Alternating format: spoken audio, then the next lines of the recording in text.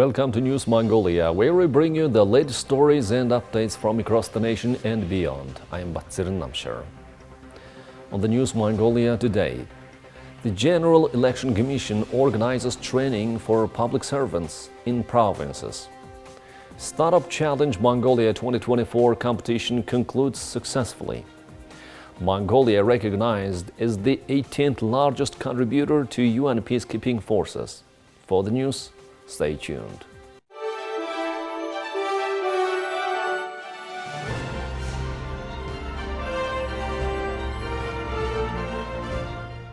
In preparation for the upcoming elections, the General Election Commission is conducting extensive training sessions for public servants in major provinces. These training programs are to ensure efficient and effective organization and management of the electoral process under the new system. Following the changes to the electoral law, Mongolia will hold its upcoming elections using a parallel voting system. This system will see 78 seats filled through multiple non-transferable votes in 13 multi-member constituencies, while 48 seats will be elected via closed-list proportional representation at the national level. With the introduction of larger voting bulletin and extended voting hours, Mandalsum in Selang province has been selected for this training due to its high population. We have selected Seling province's Mandalsum for training, as 15 electoral precincts will operate here with 130 public servants.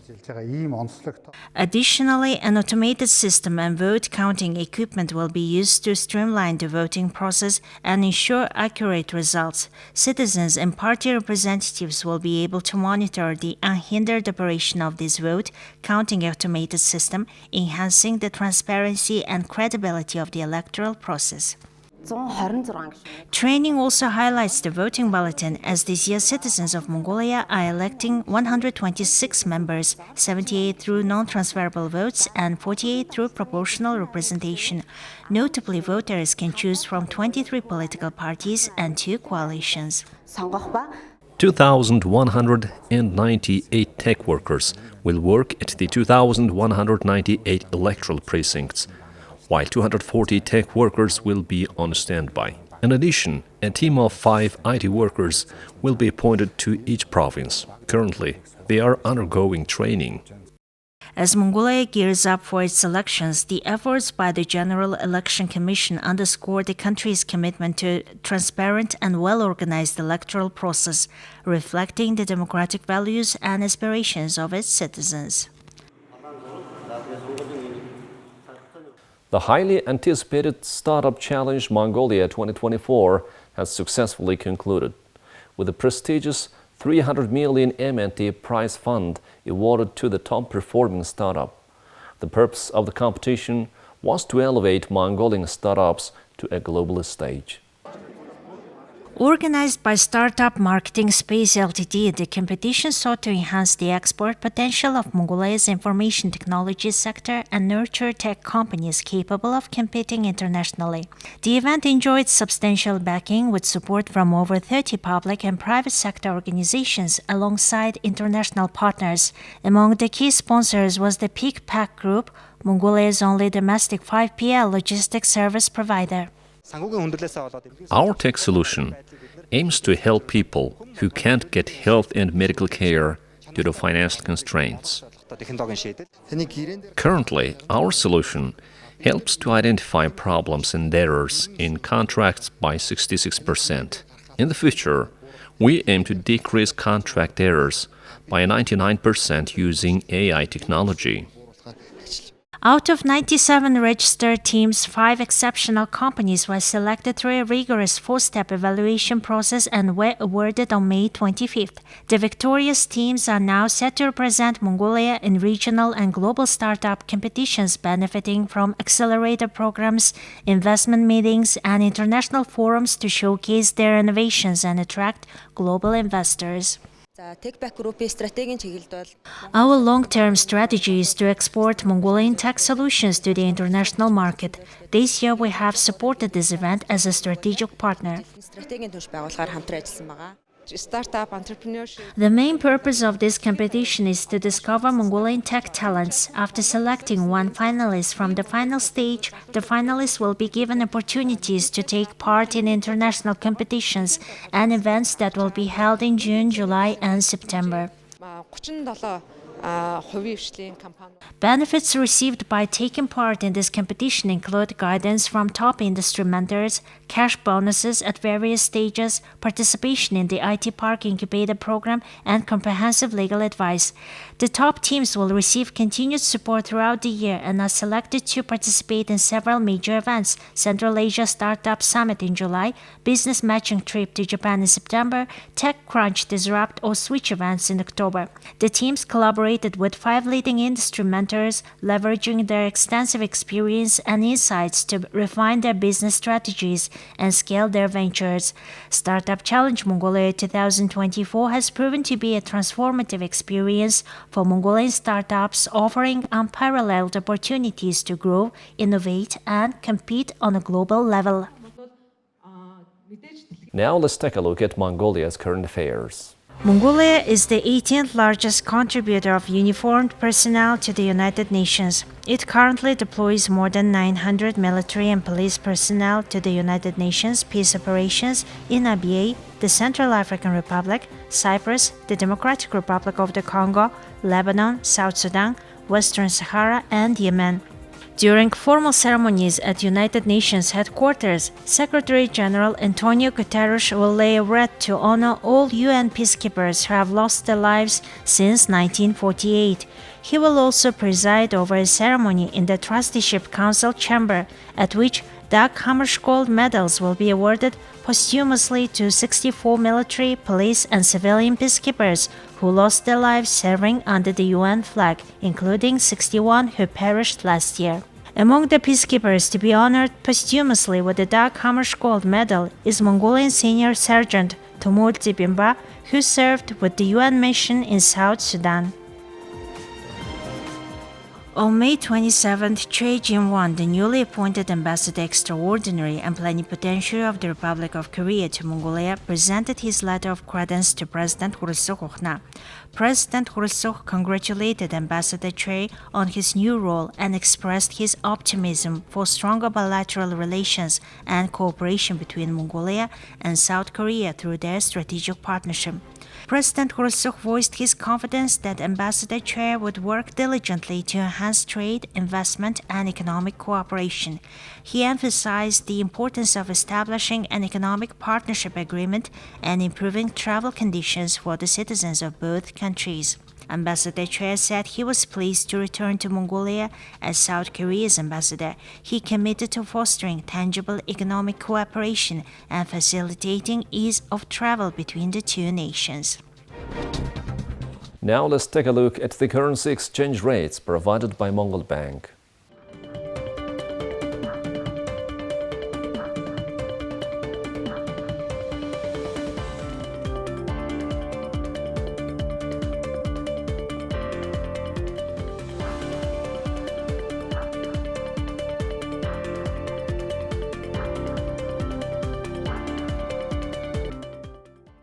You're watching News Mongolia on MNB World. Now let's take a look at international news from our partner agencies.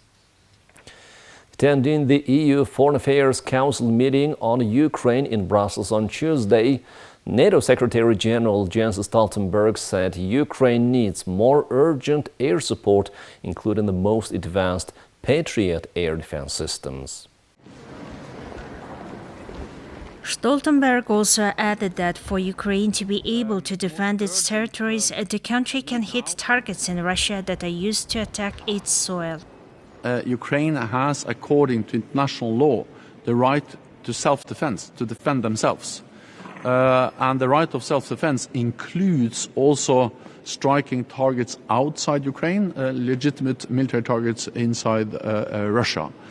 And this is in particular relevant now because the most heavy fighting is now taking place in the Kharkiv region, close to the Ukrainian-Russian border, and in part the border is actually the front line. And therefore, of course, it will be very hard and difficult for the Ukrainians to defend themselves if they cannot hit military targets just on the other side of the border. These may be missile launchers, it may be artillery, it may be airfields which are used to attack Ukraine. And if Ukraine cannot hit those military targets, of course, it will be much harder for them to defend themselves. European Union defense ministers are meeting in Brussels to try again to overcome Hungary's objections to providing billions of euros in military aid to Kiev in its third year of war since Russia's full-scale invasion began. Tuesday's meeting comes as Ukrainian President Vladimir Zelensky is to inspect the F-16 jets Belgium will send to his country. He is on whirlwind two-day tour of Spain, Belgium, and Portugal to drum up further support. An estimated $7 billion is stalled by the government of Prime Minister Viktor Orban, considered Russia's staunchest ally in the 27-nation bloc. Zelensky successfully secured Monday a Spanish pledge for additional air defense missiles. Still, he says Ukraine urgently needs another 7 US-made Patriot air defense systems to stop Russia from hitting the power grid and civilian areas. Palestinian residents of Rafah, a city in southern Gaza, have reported increased fighting as Israeli forces intensify their assault on the border town, which was once considered a last refuge in the territory. On what's happening in Gaza. Renewed Israeli shelling and airstrikes have killed at least 37 people, most of whom were sheltering in tents outside of Rafah. These figures come from witnesses, first responders, and hospital officials. Over the past 3 weeks, so since the 6th of May, according to UNRWA, more than 1 million people have fled Rafah. The displacement continues today. This caseload of people that has been recently displaced, it's been displaced several times already. According to our teams on the ground, heavy bombardment continued overnight in the area, including in Tal Sultan, that's north of Rafah, where the UN main offices, including the UNRWA offices, are in Gaza, and this is the center of operations. The latest strikes hit the same area where Israel targeted the Hamas compound on Sunday night. This earlier strike ignited a fire in a camp for displaced Palestinians, killing at least 45 people and causing international outrage, according to local health officials. Most of our staff could not make it to work today. They were packing and moving. People are absolutely terrified. A lot of people are fleeing to Al-Mawasi, and they're also fleeing to the middle areas, including to Deir al-Balah. These are already, as you may know, crammed and crowded areas. Juliet Tuma, the Director of Communications for the United Nations Relief and Works Agency for Palestinian Refugees in the Near East, reported from Jordan that the death toll from the fire stood at least 200, as reported by the Medical Aid for Palestinians agency.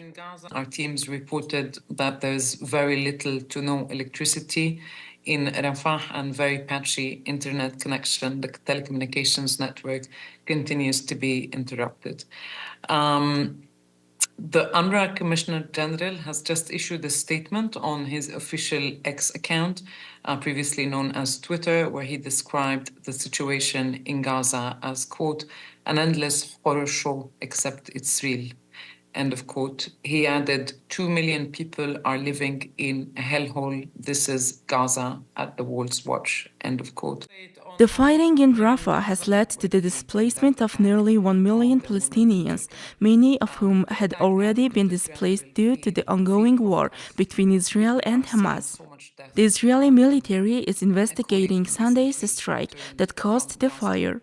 A military spokesman mentioned that the munitions used would not typically ignite a fire, suggesting that secondary explosions from stored weapons might have occurred.